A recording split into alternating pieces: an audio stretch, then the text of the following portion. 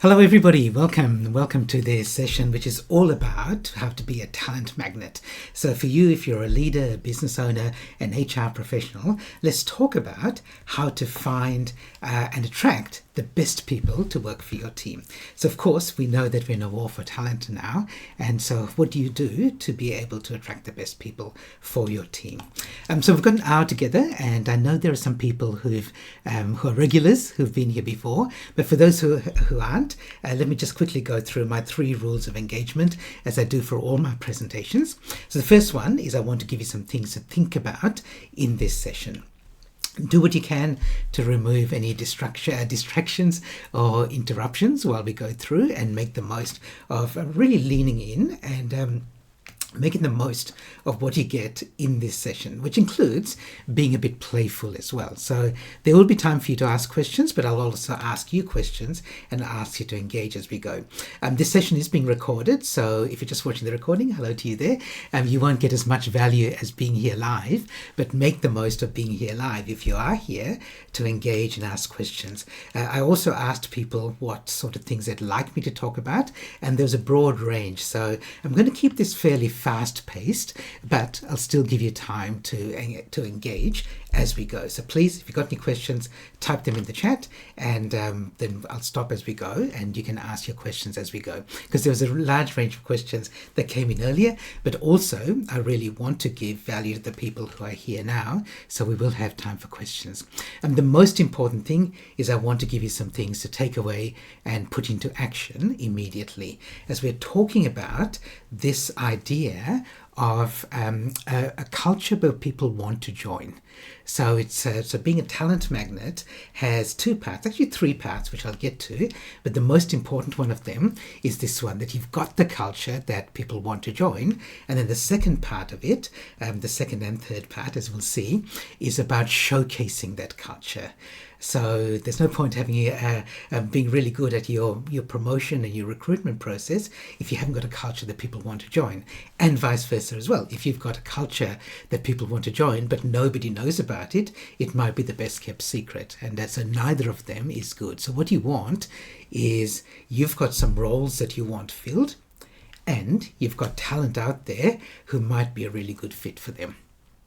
Okay, so I'm curious to know where people are. So let's do a little bit of a Where's Wally here. I'm going to bring up this little map here. Just type in on the map. I think most people, when I saw the registrations, are from Australia and New Zealand. So just type in the chat where you're from, and we'll see it on the map, if the map's working. So there's see a few Perth people here. Oh, so everyone has said yes, is from Perth. There's some people from New Zealand, from the other side of the country. Okay, good. Okay, so what we're going to talk about today is relevant for everyone wherever you are, and specifically I'm going to share some. Let me get rid of the map. Specifically, I'm going to share some things that are particular around Australia and New Zealand, as well as some global trends around the future of work and becoming a talent magnet.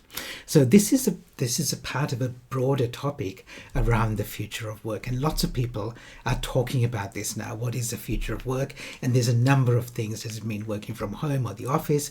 Does it mean, like, what sort of direction are we taking with our work?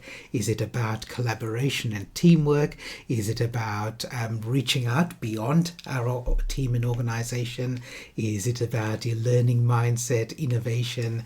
Obviously remuneration is part of it as well, and then understanding what's coming up in the future, what's the impact of AI going to be, and a whole bunch of things in addition to that. So let me just set the frame here and simplify this into the 4 key elements of the future of work. And today we're going to focus on one of them. It'll be pretty obvious, but I'll explain it. So the first thing is understand what work's coming up in the future. So assess what work needs to be done, and then how do you find and attract and nurture the best people to do that work. This attract area is the one that we're going to focus on today. The third area is getting people and machines working together. So if it's physical work, it might be people and robots. Increasingly now for knowledge work, it's people and AI. And the fourth part of that is once you've got those people and you've figured out how they're going to work together and you know the work that's to be done, how do you have a culture of change agents, people who are open to change and embracing change? Because of course, that's what we want in the future. So if I just ask you, this is just to get an idea of the feeling in the room, the sentiment in the room. If I asked you on a scale of 1 to 10, thinking about your organization, your workplace that you lead, how do you feel about the future of work? So 10 is really confident, Gihan, I know exactly where we're heading, we've got the right people and we're on the right track. 1 is I'm really pessimistic about it, so I don't really know where we're going and where we're going to get to, and then there's numbers in between. So let's see where we are in the room. And I think this is a little bit self-selecting because the people who come to these presentations of mine generally rate themselves above 5 and are thinking, okay, I want to be a bit better than that as well. And that's what we find here, okay? So we're looking at an average of about 7 from the people in the room. Good, good.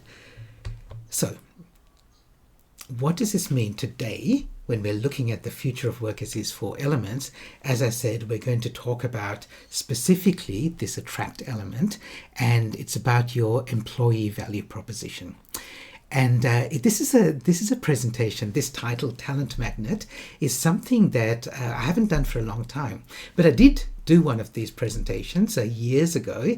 So this is 2019. So 2019 BC. So this is before COVID, before AI. So I looked through, as I was preparing today's presentation, I looked through some of the things I talked about at the time in 2019. So let's go back in our time machine and let me just share with you a few of the things that we were looking at, that I was presenting on and that we were looking at way back in 2019. So these are a few key slides from the presentation that I did at the time. And in fact, I was going to, in 2019, I spoke at the Human Resources Institute of New Zealand conference in beautiful Wellington. And there, of course, again, I was talking about the future of work and becoming a talent magnet. And these are the sort of things that HR experts and leaders were saying at the time, that finding high quality talent will be the top challenge, even at that time, which is still true 6 years later now. And they also said that 2/3 of Gen Y won't take a job if a company doesn't have a strong corporate social responsibility values. Okay, that's kind of still true, isn't it? The difference is now there's two key differences. One is we say that about Gen Zs, still true of some of the Gen Ys. And the second thing is we don't call it CSR anymore, we call it ESG, but it's still effectively the same thing.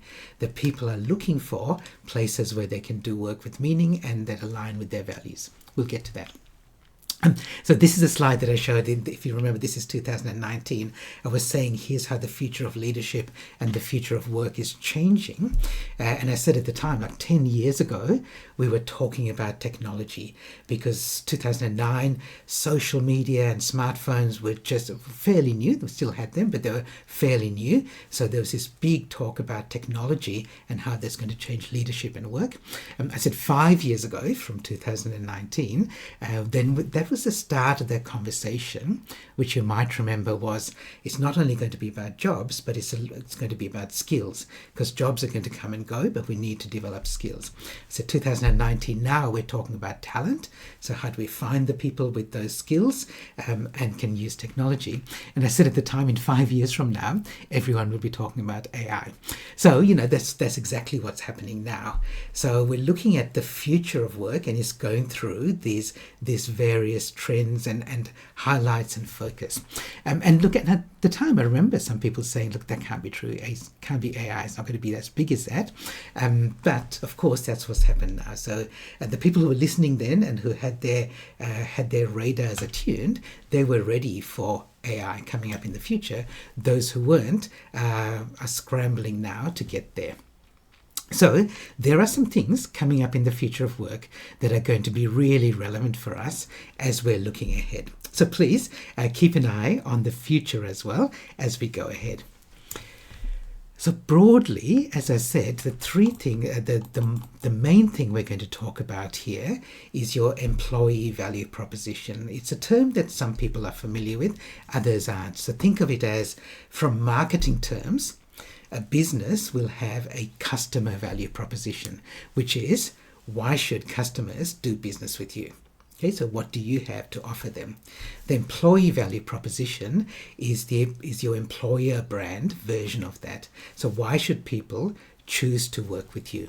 And there are three elements to that employee value proposition. So let's go through, and today I'm going to show you, let's walk through those three of them.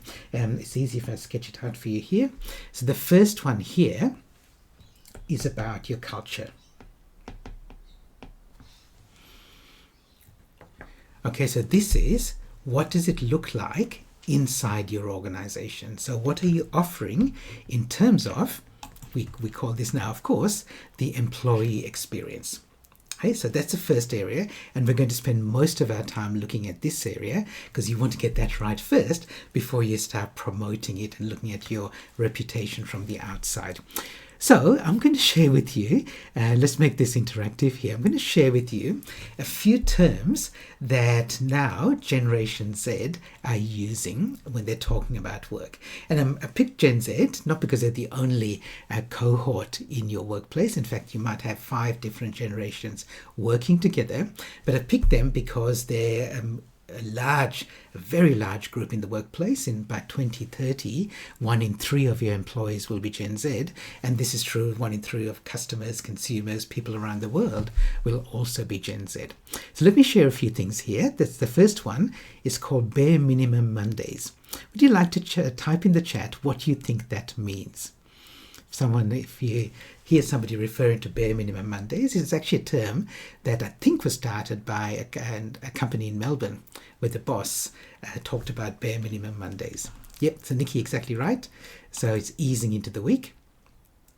Okay, so the idea is that, Peter's saying similar things. So this one here is only doing the minimum you need to, but on Mondays. Okay, so the idea is you've had a weekend, so you need to ease into the work week, and how do you do that? And this boss in Melbourne, she said to her staff, come into work, we expect you there on Mondays, but it's okay if you make it a bare minimum Monday and ease into the week. Okay, so the next one here, I'm actually going to ask you a question about this before I tell you what that is. So if you get onto a flight and you've bought an economy class ticket, and then as you enter, you pass the business class or maybe even first class seats, and you see a seat is empty. Would you, with your business class, with your economy class ticket, would you just go and sit in one of those empty seats? I'm going to ask you just to type in here, yes or no. Just type in the chat, yes or no. You've got an economy class ticket, would you sit in a first class or business class seat? Okay, so most people are going no, although Victoria says I'd ask first, but yes, okay. So everyone here is saying no, okay, and that's exactly right. So for most people, here in Australia at least, from what I've heard, in the US is sometimes different. People just take randomly take seats and then they fight for them. But in Australia, of course, we wouldn't. Okay, so what's that got to do with our workplace, the future of work? Who's heard of quiet quitting? What's quiet quitting?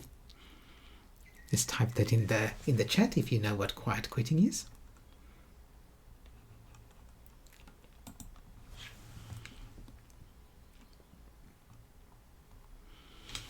Okay, so quiet quitting is the idea that somebody is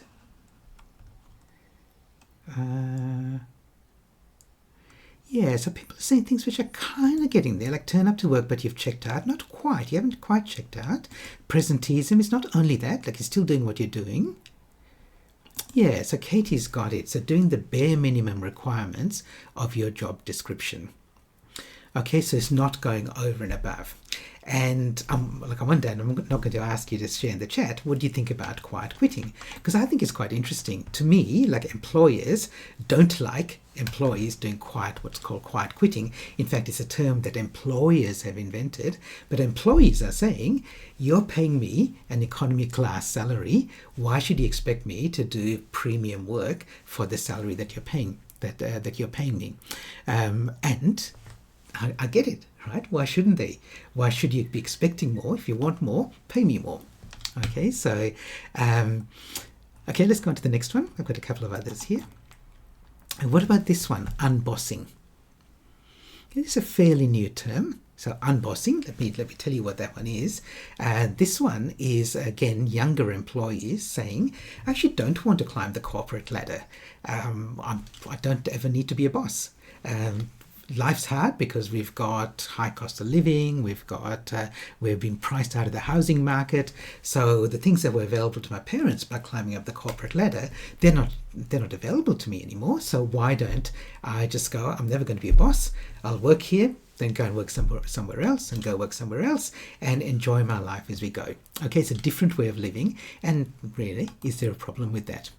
Another one, career cushioning. So this is the idea that while you're working, you're already looking at your next job in your career. And it used to be for us, that it would be our own job. The job that we're doing is we're looking at promotion in our own organization. But now there are Gen Zs who are going, well, we're looking at where we might be moving to next. And Nikki said he's talking about a side hustle. And it's not only that. So the idea of having a side hustle, there's another term called polywork, which is that you're working full-time in your job, but you've also got a bit of a side hustle. But these are people who are serious about their career, but they're saying we won't devote all our time to it, and this job that I'm in, this organization that I'm in, is not the only one for me. Okay, here's the last one, quiet cracking. So quiet cracking is a little bit of a sad one, that you're there at work, but you look okay on the surface, but underneath you're falling apart. And so there are a lot of younger employees who are now prioritizing jobs and roles and organizations that prioritize. So they prioritize their mental health and well-being, and they want the organization to do the same. Okay, so those are just some of the Gen Z terms. There's some others there, and I wrote a report early this year about leadership trends for this year and beyond. You can get it on my website, but actually let me put that in the chat for you now. So if you want to get that, it talks about what employees are looking for now. It's got some stats around that, which we'll get to soon, but you can also download it here, and it's free. It's available to everyone. Feel free to share it with others as well. Okay, so let's look at some of the stats now. We looked at some of the wording that younger employees are using. Let's look at some of the stats. I'm just keeping an eye on the chat to see if there's any other questions that have come in. Okay, not yet. Okay, so some research that was done by LinkedIn Learning, where they're looking at employee retention. We might do this one actually as a poll. So if I said to you, what percentage of organizations are concerned about employee retention? So I've got 4 poll options here. So in the chat, I'd like you to type in A, B, C, or D. Don't type in the numbers, just type in A, B, C, or D. What percentage of organizations, according to LinkedIn, are concerned about employee retention? You know, LinkedIn does these global surveys every year. Okay, so it seems like 70% is the highest one here, so C is taking the lead. The actual answer is 80%, according to LinkedIn. The first person to get that was Claire. Congratulations, Claire. So so it actually was even higher than, it was 90%. So the D was 90%. So most organizations are concerned about employee retention, and what they also found from this survey was the number one thing that employers are doing to increase retention is to have learning and development. In fact, a large percentage of employers now are providing online learning and development, almost like 4 out of 5. So almost 80% of employers are providing online learning and development. And you can imagine, it's not surprising, and I'm surprised that the number isn't even higher than that, because so Victoria's going, yeah, this is not great, right? And it's not. So it should be, and 100% are providing that. But some people are still caught up in that old idea that learning and development has to be done by getting people in a room together, and because that's the way, that was the most efficient way for it to be done in the past. It's just not true anymore. And companies who have not just teaching skills, but actually looking at and care about employee careers, they actually have higher retention. Again, then that number is not as high as the last two, but still is a significant number. One of my clients is GHD. So GHD engaged me because every year they have a careers week. And what they do is they have, it's online, because people from GHD all around Australia, GHD is a large consulting and professional services firm. They have clients from all around Australia, so everyone can attend Careers Week, and they have a number of events in there. They had me doing the opening online keynote presentation, and I was so pleased, and Meg's given me permission to share this, that when they did the survey afterwards, they said attendees feel more confident about looking after their own career and taking career opportunities after my session, and I hope that went through for the rest of Careers Week as well, because GHD showed very clearly that they cared about their employees and they cared about their employees' careers, ideally within GHD, but they're open to the idea that some employees might leave because their career progression might be beyond that. Okay, the next one, I'm starting this blank because I shared this the last time I did an online presentation as well. So if you're here last time, which is about 6 weeks ago, and you know the answer, just hold back in the chat, give other people the chance to respond first, and then feel free to answer after that. So the question is, what do these eight organizations have in common? 3, 4, 5, 6, 7, 8. Yes. So we've got Google, Tesla, Meta, which is Facebook, WhatsApp, Instagram, and so on, ChatGPT, or rather OpenAI, the company behind it, Target, this American version of Target, similar to the Australian one, but it's a different company. We've got Walmart there, Uber, and NASA. What do those 8 organizations have in common? Anyone want to guess in the chat?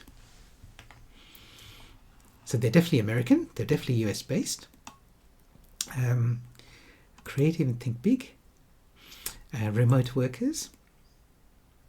Nikki saw it last time, so she's not answering, she's holding back. Nikki, do you want to answer now? What do those companies have in common? Okay, let me share it for you. So what these companies have in common is, as Nikki says here, they have scaled back on DEI. So they have said, we're going to either roll back or completely get rid of our DEI policies. So no more diversity, no more equity, no more inclusion, in response to the US government, from the President, Congress, supporting rolling back on DEI.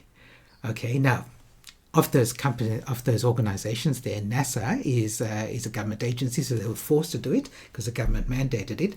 The others just decided they want to do it because they want to, stay on the right side of the government. So they did that even though they weren't required to. And it's such a pity. It's such a pity, because what you want is, it's not only DEI is, obviously it's good because you want diversity, because it's a good thing, it's the right thing to do, but also you want it because we are now solving complex interconnected problems, and we need diverse teams and diverse perspectives to be able to solve those problems, even though sometimes it can be quite challenging to do that. I love what Michael Houston says here. Look, if we're bringing in diverse perspectives, then sure, there's going to be some challenges and there's some friction there. But if you don't like that, okay, don't innovate and don't be open to change.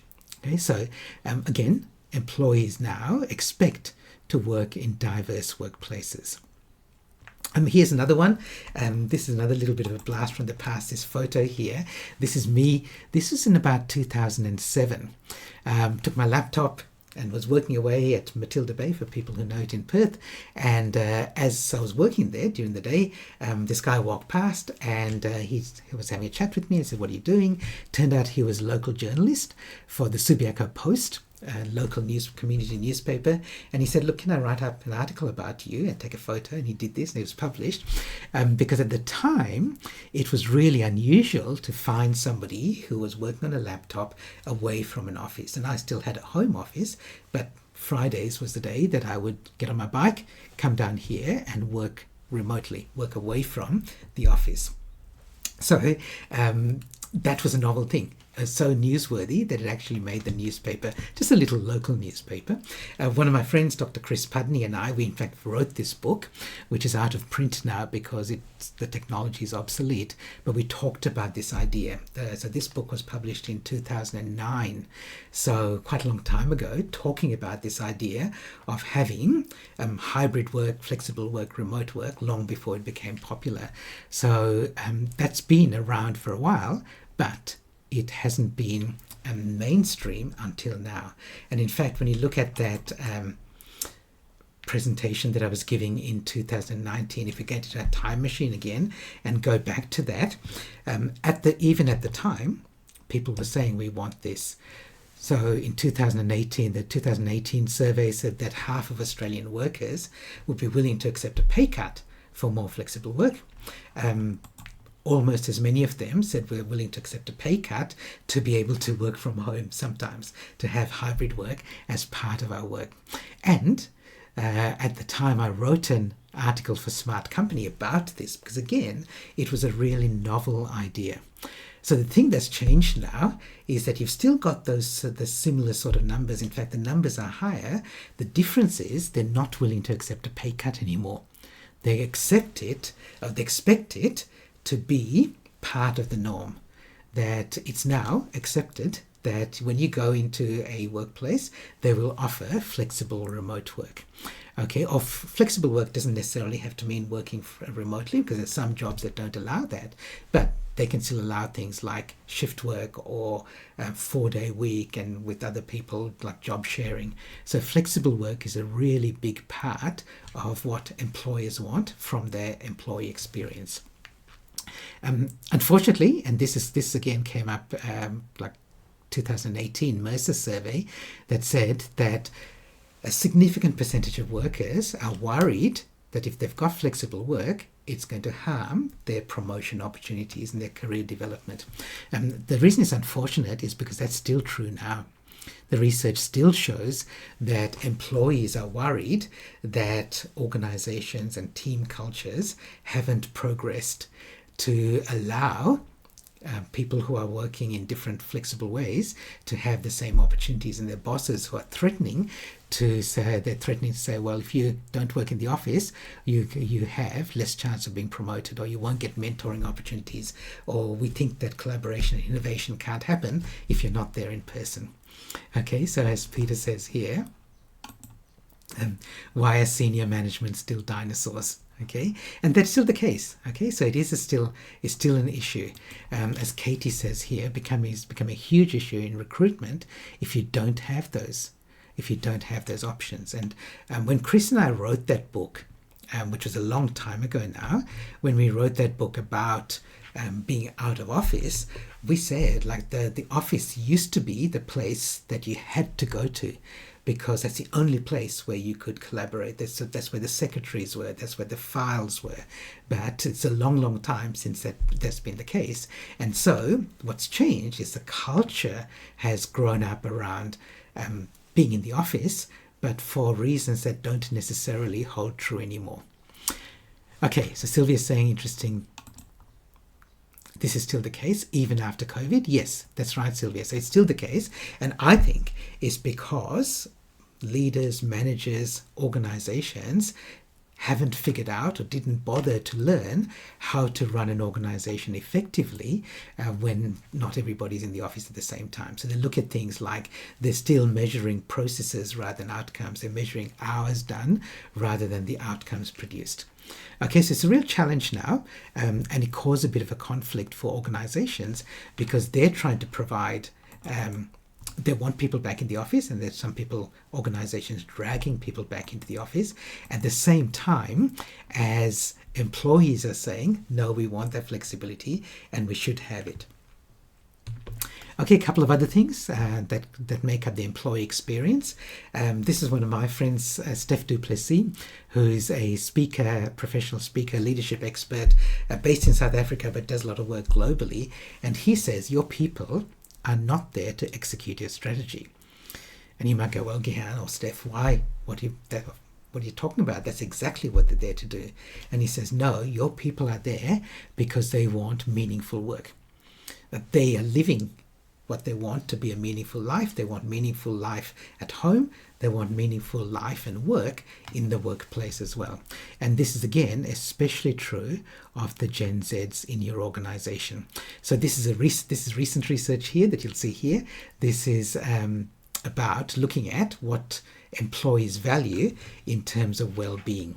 So in this case, this survey said that more than 90% of employees said that workplace well-being is as important as salary in terms of choosing a place to work. So if you think about being a talent magnet, are you offering employee well-being? People don't want to be burnt out, and being burnt out is no longer something like a badge of honor to say that I should be proud about that. Okay, Ray's saying, not many people can create a compelling long-term vision, but we all want to contribute to one. Yeah, so that's part of the vision part of it. And yes, and then on a day-to-day, so in doing meaningful work, yeah, and actually on a day-to-day basis, they also want to make sure that they're not being burnt out at work.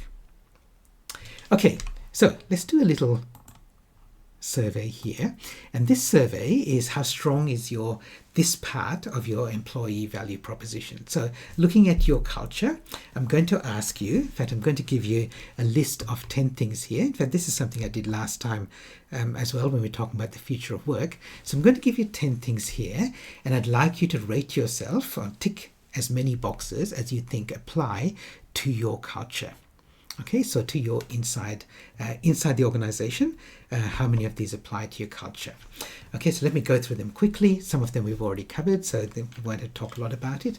So does your organization already, is it very AI positive and working with AI? Because these are all things that employees want. Working with AI, 1, give yourself a 1 if that's the case. So the maximum you can get is 10 out of 10, but let's see how many you get. We talked about learning new skills. Does your team culture provide that? Does it provide career growth? Does it provide a hybrid workplace or flexible work? And by the way, you don't need to put this in the chat, so let's see how we go. So just keep a count for yourself, and then I'll ask you at the end what your score is out of 10. Do you have a high-performing culture? Do your employees think that they're part of a high-performing culture? We talked about DEI. Do you actually embrace DEI? So diversity is ticking the boxes that you've got diversity. Inclusion and equity are about using them.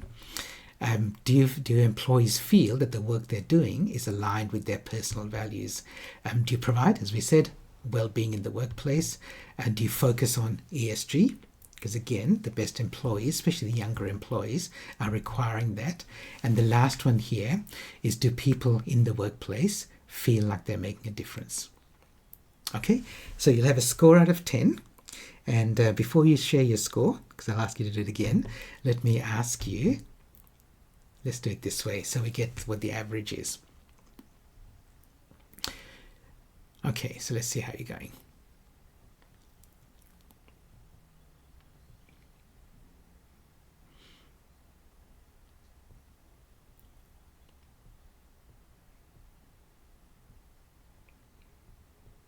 Okay, good. All right, so we're around about a 6 here, right? So thank you for sharing that. And so you can look at that list of 10 and say, look, there's some work to be done. And again, if you download that report, you'll get the 10 again, and you can rate yourself again from that list. So there's some work to be done. And yeah, there's an interesting question here that Katie asked. What if we say that we're hybrid and high performance, but the reality is not the same, right? So this is where you get exposed if that's not the case. And we'll get to this. We'll get to this when we get to the third part of your employee value proposition, right? So how do we bridge that gap? It exposes you and leaves you vulnerable. Okay, so that's a challenge. So good. Let's see if there's other questions. Okay. I don't see any others coming in yet. Okay, so that's the first area about your employee value proposition. As I said, I want to spend most of our time in that area, and then we'll look at the other two, because that's about, as I said, this is your culture. This is what you're like inside. So the second part of this is, now let's look at how you tell people about your culture. Okay, because if you want to be a talent magnet, how do you attract those people to it? So now we're looking at, okay, from the outside in. So from the outside in, what does your culture look like, and what are you doing to get people in? Okay, so really the question here is, how do you recruit? We don't need to spend a lot of time on this, but I do want to say that some of the ways that you do recruitment have changed from the old ways that you used to do it. So for example, do you have a LinkedIn company page where you as an organization are sharing what you're doing in the organization, and you're posting about your workplace culture, and people who are looking at applying for jobs with you can look at not just your website's really good, it's really important, but also what you're doing regularly. And LinkedIn is going to be true for many people, but also there are other people who see that Instagram and even TikTok are places where they need to be promoting themselves and promoting their company organizational culture, because that's where their best and future employees are going to be hanging out. Okay, so Work 180 is another, it's like an employer's board, but this is one, Work 180 is one that is really promoting women in employment. So if you have a strong culture that's promoting women in your workplace, and we all should, but I wonder whether you do. If you do, are you listed on Work 180 so that future employees who are looking for jobs, or women who are looking for jobs, can look on Work 180 and see what your policies are and how you support women in the workplace. Okay, so another one is AI. This is one that people asked me about beforehand. And again, I've got a couple of things around AI. Let's do a little bit of this time machine again. I'll show you what people were saying about AI in that presentation that I did in 2019. So talking about talent magnet. So in 2019, an Australian government report said that almost half the jobs in Australia are likely to be automated in the next 10 to 15 years. And at that time, there's a lot of the conversation was about robots working in assembly lines, in retail warehouses, but of course AI is a big part of that now. And it's interesting because lots of leaders, even at that time, were saying that we expect our employees and machines to work as integrated teams within the next few years. Okay, and again, remember, this is before COVID, before the launch of ChatGPT and generative AI, but smart leaders were already saying, we expect this to happen. And of course it's happening now. And again, unfortunately, a lot of leaders still aren't yet at the point where they're saying we're even open to the idea of having these integrated teams. I remember this is another thing that I showed in 2019 when I did this presentation. This is what's going to happen in the future. We'll have people working with AI, with things like chatbots and sales coaching and being able to guide training. And a lot of people at the time were skeptical and pushing back against that and said, Gihan, there's no way we're even close to that. But of course, we know that all of these things here are actually true in our workplaces now with people who are using AI. Not true universally, but these tools are available if you are AI positive in your workplace. Okay, so what does it mean for us looking ahead? So a couple of things with AI. There's an interesting conversation that I had recently with a leader. I was speaking at a conference and this leader came up to me afterwards and he showed me this software that came across his desk recently. It's called With Sherlock, because he said we're having a problem with candidates who apply for jobs who are using AI as part of their recruitment process. And it's not about using ChatGPT to write a response to a job ad, to write their application, the cover doc. It's actually that we're doing online interviews and they've got secretly a little AI program sitting beside them, coaching them live during the interview based on the questions that the interviewer is asking. So he showed me this software that he came across, and I looked it up, and this is exactly what this with Sherlock.ai does.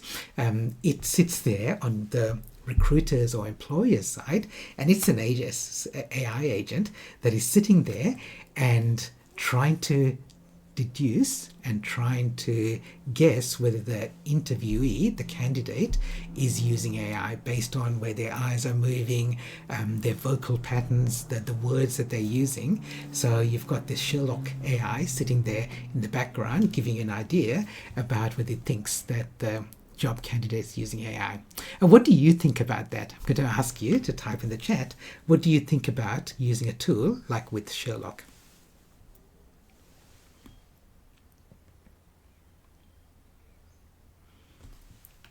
Curious to know. Okay, someone says excellent. Okay, so let me tell you what I told that leader there about with Sherlock. I'm going to share Peter's comment. Defeats the purpose of seeking people with initiative. Yeah, so I was a little bit more direct than that, Peter. What I said is, what you should do is take this and send it anonymously to all your competitors so they can use it to hire the people who don't know how to use AI in the recruitment process, and it leaves you with a better talented pool for you to choose from. Okay, and I was kind of half tongue-in-cheek about that, but not exactly, because what you want are people, you want to recruit people who are using AI to solve a real problem in their life, because they're looking to be you want people who are going to be AI champions for your team, and you don't want the people who go, oh, I don't really know about AI, so I'm not going to be useful when I'm employed in the organization. So let me show you this little map here that I created, and I shared this at the RE conference in Perth that I was speaking at recently, the Human Resources Institute, and some people here are here from seeing me speak there as well. So you might be in an organization where you're recruiting people, and this is you at the top right here. Okay, so you're that target where people engage with you. But long before they engage with you, they have done other things with using AI. So they've gone to LinkedIn's AI-based career coach. They've looked at JobGather, which also helps them with understanding what's the right job for the career that they want. They might have gone to Lightcast AI to see what jobs are kind of available in the marketplace based on what they're interested in, and then they go to JobScan to do an AI-based job search. They go to Work 180, which I mentioned earlier, to see whether the organizations they're looking to apply for align with their values, especially for women in this particular example. They then use Adzuna to narrow down their AI, using AI to narrow down their job search. They'll use Resi to draft their resume and help adapt it, CoverDoc to help draft a cover doc, and then they might even use Udly before the interview because it gives them interview coaching. So these are all AI tools that your candidates might be using before they even come across you, before they even engage with you. And then there are other people who are going, oh, well, applicants are cheating using AI, so we're going to get our revenge, and we're going to do the same thing by using AI detection tools to see whether they're using AI, because we don't want those people. And I think, why wouldn't you want those people? They're exactly the sort of people that you want. Okay, so I know it's a little bit controversial, so let me see what people are saying in the chat. Yes, so Ray says, nice angle on sending it to competitors. Good. Yeah, so interesting, Trish. So you're saying that people are using AI, right? And you get people who are not what they claim to be and don't have the skills they profess to have. So that's a balance, right? Interviewing is it's never an exact process. So you can't ever say this is the right person for the job.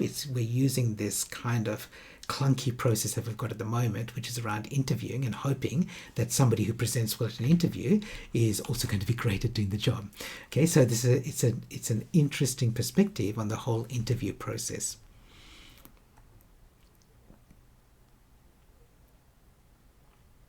Yeah, okay. Face to face, we'll deal with concerns. Yeah. So Nikki, I am as well. I'd be interested in sort of organisations that use this. I'd be interested because if I was an employee now, I wouldn't want to work for one of those organizations. I would rather be the sort of person who's using AI to solve a real problem in my life, which is getting a job at an organization that I'm interested in working with. And of course, I'd use AI just as I would also use Google, and I'd go and stalk them on LinkedIn to see what they're doing on LinkedIn. So AI is just another tool that we've got in our toolkit. Okay, so let's do the second version of this. We're going to go through those 10 items again. And this time, I want you to rate the items based on not whether you do them in your culture, but whether it's really obvious to people when if they're thinking about working with you, whether they can find out whether you do these things. In other words, are you promoting these things outside? Okay, so this is why I said this bit here is outside in. Okay, so you may be doing great things internally, but what are you doing from the outside to promote that to the best people? Okay, so we'll do these 10 again. We'll do this in reverse order because that's just where the list is at the moment. So can people see that they'll be making a difference when they work with you? Okay, so again, give yourself a rating, count how many you get out of 10, and then again, I'll ask you at the end to type your number in the chat. Is it really clear that you do have a focus on ESG in your work? Health and well-being. I'll go through this fairly quickly because we've done this before. Aligned with personal values. This is one that you can't prove that you're aligned with the values of the person that the candidate, but you can show what values the organization has. Is your DEI policies really clear? High-performing culture, is it obvious from the outside? Remember, the outside is not just your website, but it could be based on what you're posting on LinkedIn. Do you provide flexible work? Career growth, is it obvious that people are learning new skills? And again, are you AI positive? Okay, so that's 10. So again, what's your score? Let's just see how you went. And you should score lower than what we scored before, right? Because if you score higher, that means that you're lying about some of the things you're doing because you're promoting them, but you're not actually acting them. Okay, so let's see what the average is. Okay, it's not much lower, which is good. It's so what you're saying is that we're talking about our culture and we're sharing things about our culture and promoting them to people who might be interested in working with us. Yes, it's not much lower, right? So we're still in the 5 range, and previously we're in the 6. Okay, we're going to do one more, and this one here we're going to spend even less time talking about how you do it, but we're now looking at the third part of this in terms of your culture, in terms of being a talent magnet. And to do that, let me actually ask you a question. Let's forget about employees and employment and the future of work for the moment. I'm just curious to know, and I'm going to ask, just type this in the chat, how do you buy? So what's your buying process now? So if you're buying something that you're not familiar with, so it might be a product or a service, it might be I want to go for a holiday somewhere and I want to book some accommodation, or I'm going on a holiday and I want to go to a nice restaurant, or it might be buying something. So it might be you're buying some nice wine, or you're buying something physical. What do you go through to make your choice in how you buy before you make the purchase? Nikki's saying looking at reviews in a Google search. Okay, what else? How do you buy?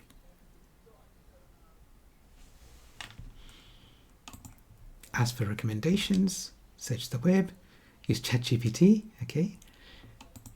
Use Google search to compare. Reviews, okay. Actually doing some good things like reverse searching. Look at reviews.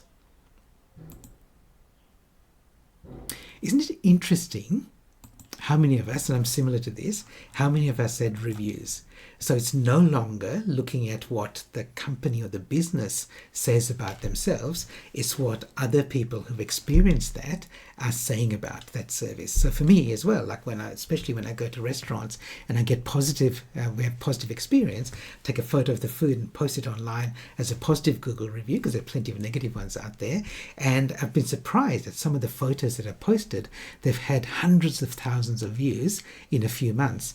So it just shows how many people are looking at Google reviews from other past customers. And I wonder whether you're doing the same thing for your workplace culture. So as much as we talk about inside, and as I said, inside is by far the most important one. You've got to get your culture right first. The third part of this is not so much outside in, but is inside out.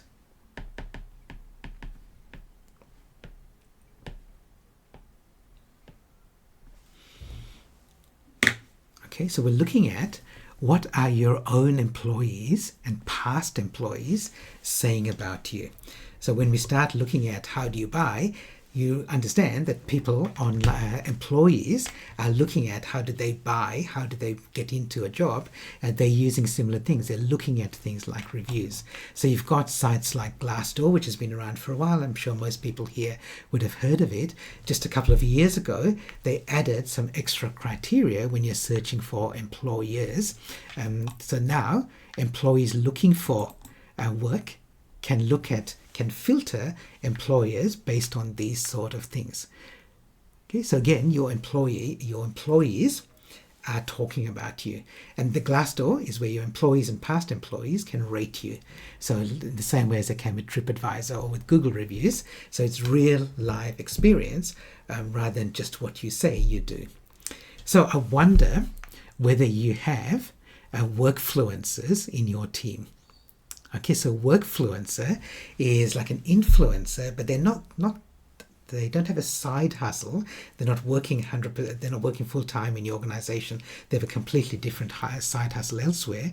These are people in your organization, in your team, who are sharing on social media their experiences. So they might be doing little TikTok videos about what it's like at work. They might be sharing things on other platforms where their friends and the others in their community are hanging out. And if they're really good people in your team, you want people like them. Okay, so you're attracting those people without even having to advertise jobs. So do you have workfluencers in your team? And if you don't, why not? And I know I get pushback from this because people say, oh no, we've got very strict social media policies about what you can do in the workplace. Yeah, I get all of that. And still look at ways that you can get employees talking about you online in the same way as we as customers look at online reviews from past customers. Okay, interesting. Okay, so I'm interested in your feedback on this before we do the last of our little 10 group survey. So there are absolutely issues around privacy. There are issues around confidentiality, security. Many of these issues arise that those should not stop you from considering the idea of having workfluencers, because we've all been workfluencers, right? Like we used to, and we maybe still do, go to a barbie with friends and hang around and chat about what work's like. This is now amplified online, and of course that raises some challenges, but it's a way that we've always talked about work, and in many ways many employees have been employed because of those sort of conversations that happen. I know somebody in my family who recently was employed because of a conversation that he was having with a family friend. And the family friend said, look, I know somebody in my family who might be interested. They're looking for employees in the sort of areas that you might be interested in. Okay, let me have a look. Yeah, so Peter's saying, and I don't know whether you're saying this for yourself, Peter, or whether in your organization, or whether you're saying in general, this is one of the challenges that quite often organizations have these strict rules about how information can be shared. And, absolutely there are good reasons for that, but also if you build your employees' judgment, they can make good judgment calls. See what Nikki's saying. Yeah, okay, so you've got employees or volunteers at your community events and they post and talk about them. Great way of doing it. Great way of doing it.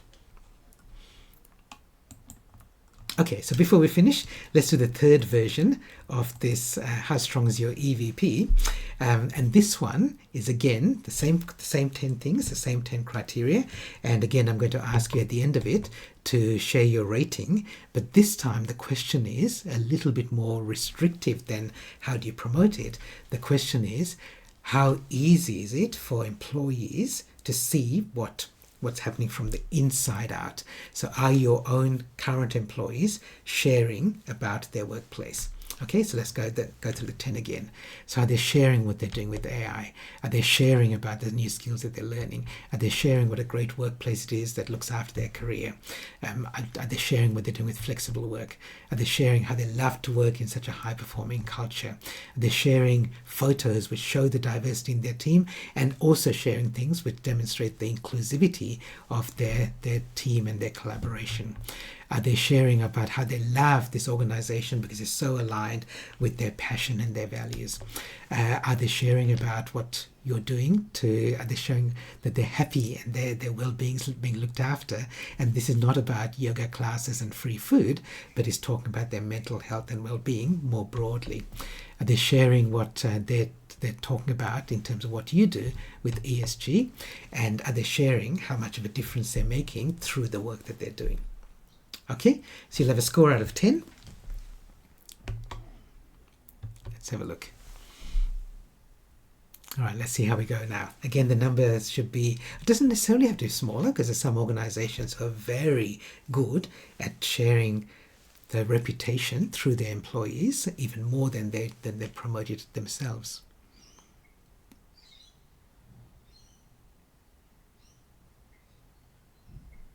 Yeah, okay, but generally the average will go down, the numbers will go down.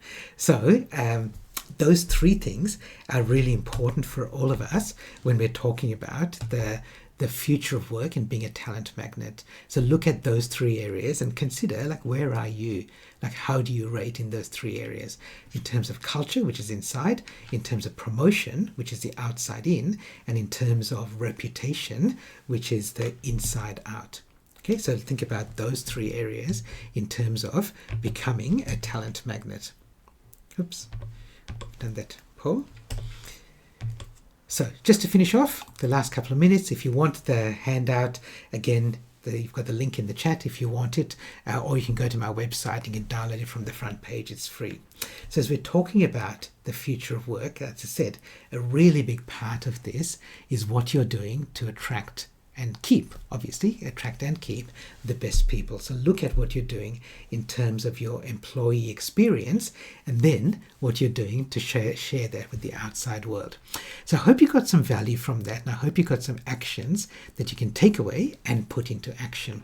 I often end my presentations with this quotation from Benjamin Brewster, and he says, in theory, there's no difference between theory and practice, but in practice there is.